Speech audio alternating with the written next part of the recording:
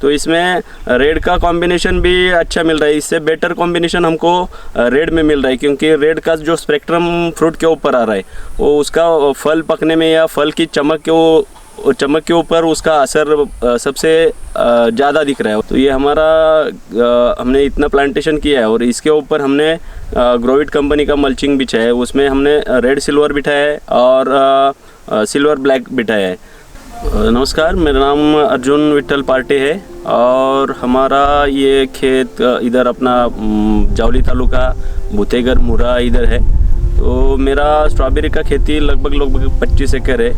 25 एकड़ में हमने विंटर डाउन का वैरायटी लगाए लगभग 1,80,000। उसमें नाबेला का पौधा हमारा 2.5 लाख के करीब है और एसए का पौधा हमारे पास सैन एंड्रियास का लगभग 40,000 के करीब है।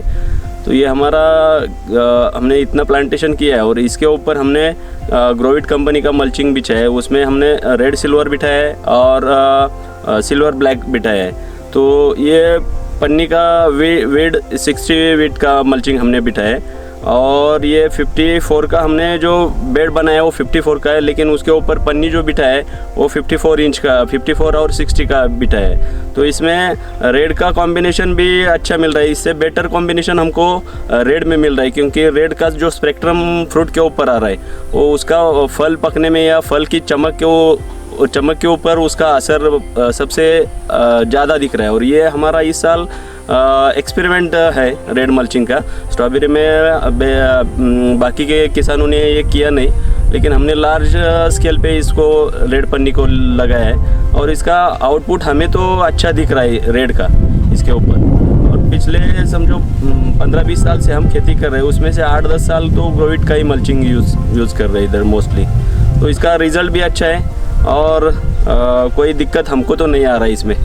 यह स्ट्रॉबेरी का पौधा ऑलमोस्ट 20 अगस्त के बाद लगाना चालू हो जाता है। 20 अगस्त से नवंबर एंड तक हो जाता है। उसमें से पहला विंटर डाउन को लगाया जाता है, पहले 1 महीने के अंदर विंटर डाउन का प्लांटेशन होता है, उसके बाद नाबेला का होता है, यानी कि अल्टरनेट वो 2 महीना प्लांटेशन चलता है। एक बार विंटर लगाने के बाद उसमें 45 डेज़ के बाद फल पकना चालू हो जाता है और नाबेला में 60 डेज़ के बाद फल पकना चालू हो जाता है। उसमें विंटर थोड़ा बारिश के लिए थोड़ा अच्छा रहता है, यानी कि बारिश में उसका असर उसके ऊपर कुछ ज़्यादा नहीं रहता है, लेकिन नाबेला के ऊपर थोड़ा बारिश का असर रहता है, तो उसका प्लांटेशन हम थोड़ा लेट ही चालू कर देते हैं। इसके पौधे का विंटर का कॉस्ट लगभग पौधे का कॉस्ट 6 रुपये जाता है और नाबेला का भी लगभग 8 रुपये के करीब कॉस्ट जाता है। तो इसका ऑल ओवर एवरेज हमको लगभग पौधा शुरुआत से यानी कि बेड ज़मीन का प्रिपरेशन करने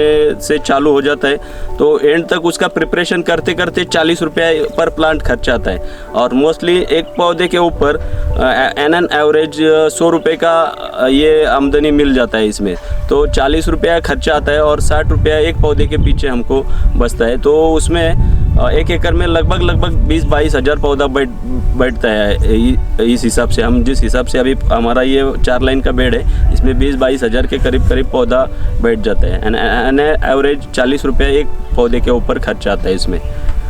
ये लगभग प्रोडक्शन का बात करेंगे तो 10-12 टन के करीब अब धीरे धीरे हम जा रहे हैं। पहले तो कम निकलता था, लेकिन अभी थोड़ा टेक्नोलॉजी बदला है, इसके कारण अभी प्रोडक्शन में भी बढ़ोतरी हो रही है।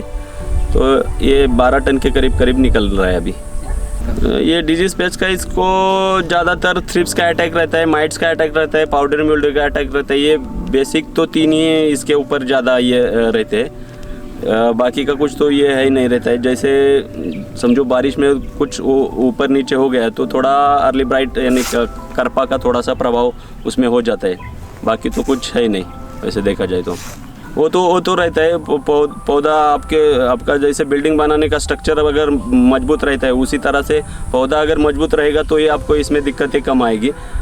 दूसरा मल्चिंग का भी इसमें अहम रोल रहता है, क्योंकि मार्केट में बहुत सारे हल्के भी मल्चिंग अवेलेबल है, तो उनका भी पौधे के ऊपर असर हो जाता है, यानी कि पौधा ग्रो होने में या कुछ वो जल्दी फट जाता है। इसका असर मल्चिंग का भी ज़्यादातर इसके ऊपर रहता है, तो वो एक सेंसिटिव इशू है मल्चिंग का भी स्ट्रॉबेरी के बारे में।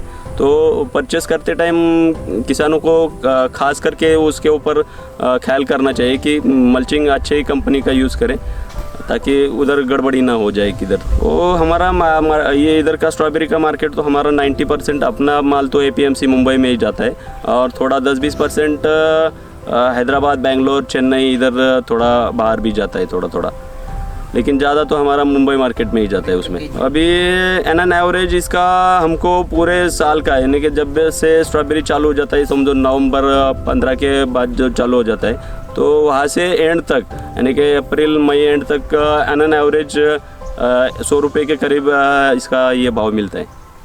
अभी देखो ना, समझो 22,000 पौधा 1 एकड़ में बैठ गया, तो उसके ऊपर खर्चा लगभग आपको आएगा 8-9 लाख रुपया खर्चा आएगा, और उसके सामने आपका 100 रुपये का भी एवरेज अगर किलो के ऊपर बैठ गया तो भी 20-22 लाख में से 8-10 लाख माइनस करके 1 एकड़ में आपको 10-12 लाख तो बचेंगे।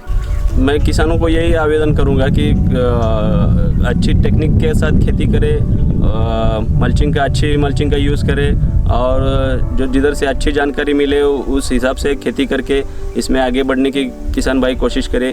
यही मेरी एक मनोकामना है। इसमें मल्चिंग में हमको ग्रोविट टीम का बहुत सारा सपोर्ट मिलता है। वो महीने में 1-2 बार आके उनका टेक्निकल स्टाफ पूरा आके देख के पूरी जानकारी हमको दे देता है। जैसे कोई टेक्निकल फॉल्ट हो तो वो भी तुरंत सुलझा लेते हैं। इसमें कोई हमको तो अभी तक उनके तरफ से कोई दिक्कत नहीं आ गई। और किसान भाइयों को मैं ये कहना चाहता हूँ कि ज़्यादा से ज़्यादा इनका मल्चिंग यूज़ करके देखो, इसमें कोई अपने को टेक्निकल फॉल्ट उनका सपोर्ट है वो पूरा मिल जाता है, और अच्छी खेती करे किसान भाई। और ये मेरा वीडियो सुनने के लिए या देखने के लिए किसान भाइयों को मेरी ओर से धन्यवाद।